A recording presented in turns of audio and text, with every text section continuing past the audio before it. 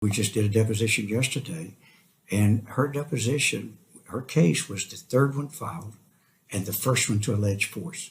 And then she gives, and the world went wild over it. That Sean's reputation was horrible. For 30 days, we didn't even know who she was because they were filed anonymously. And then when we get to her deposition yesterday, she admitted under oath there was no force. He used no force against her. And this is the one that gave the biggest scream when it first started. Nobody really wanted to deal much with the fact that two different grand juries found there were no criminal events.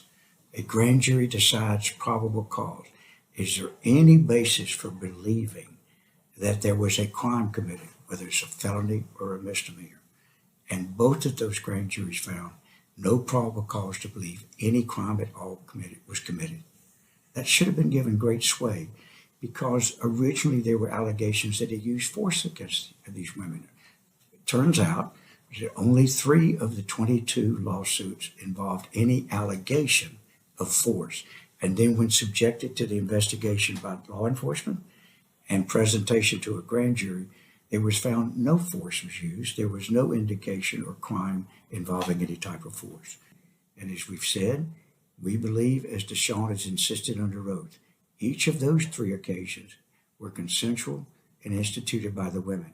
But in the other 19 cases, there was no sexual activity.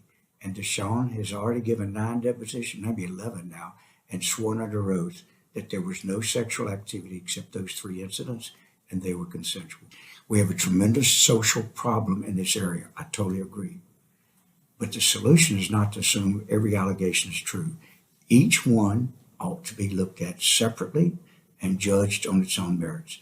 And if that happens, we're comfortable that Deshaun has been telling the truth all along. He never did anything inappropriate with these women, and certainly he never harmed them and never did anything that was not consensual.